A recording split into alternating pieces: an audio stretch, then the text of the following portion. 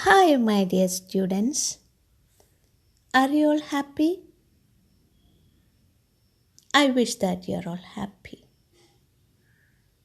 Have you thought from where we can get happiness? What is the secret of happiness? Let's see what our famous English romantic poet William Wordsworth has got to tell us through his poem Lines Written in Early Spring. Let's see the third and fourth stanzas. Okay? Through primrose doves in that green bower, periwinkle trailed its reeds. It's my faith that every flower enjoys the air it breathes. The birds around me hoped and played. Their thoughts I cannot measure, but the least motion which they made, it seemed a thrill of pleasure. Let me ask you some questions, simple questions.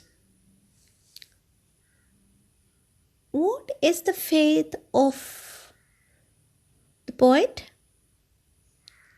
regarding flowers? Yes, the poet believes that every flower enjoys the air it breathes. Now, are flowers able to breathe? No.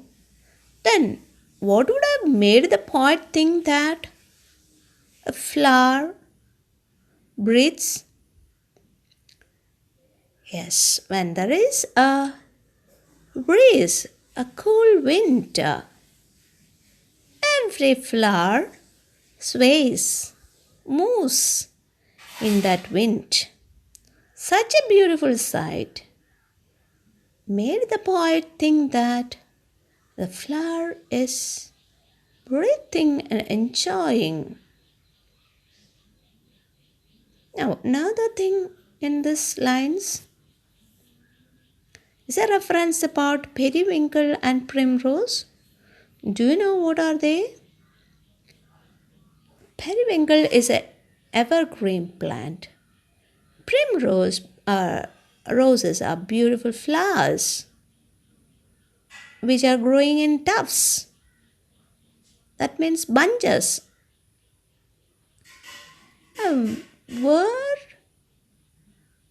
do those periwinkle trail its roots? Yes, the periwinkle trailed its reeds through primrose tufts in that green bar, a shady place, in that green shady place under the tree. Through the primrose bushes, this evergreen plant periwinkle trailed its reeds, formed or grown on the path its ornamental circular bands of flowers and leaves. See, again a question comes. Are flowers able to make wreaths? Usually human beings do that,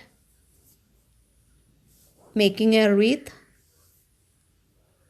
Okay, so in these lines, the poet has beautifully used a poetic technique.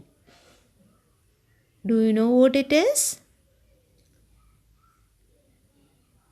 It is the assignment of human qualities to a flower. A flower is personified, or a person's quality of breathing and making wreaths is assigned to a flower and periwinkle. So, the figure of speech used by the poet in these lines is a personification. Is that clear? Now let's see the next stanza. From the next stanza, can you find out the answer for this question? Is the poet able to measure the thoughts of birds?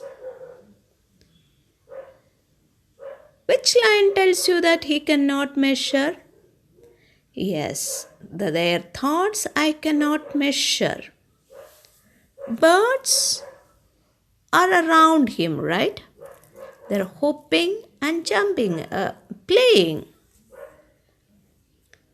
So, seeing such a beautiful sight, for the poet, it seemed like something. What's it? It seemed that they are having a thrill of pleasure, excitement. From which did he make such a conclusion? From the smallest motion, the least means smallest movement the birds made. The poet concludes that the birds are having a thrill. So, the birds are also personified. How do you know that? Yes, the poet says that birds are able to think. Birds are having thoughts. So, that person's quality of thinking is assigned to birds. So here, then in this stanza also, we can find the beautiful decorative language used by the poet. That technique is called as personification. Is that clear? Beginning of our class, I asked you a question. What is the secret of happiness? Did you find an answer now? Yes, the secret of happiness is in nature. Every living being in the nature enjoys being in nature. So it is only the man who don't know that secret of happiness. Okay? So do the homework activity. All right? Learn the question answers.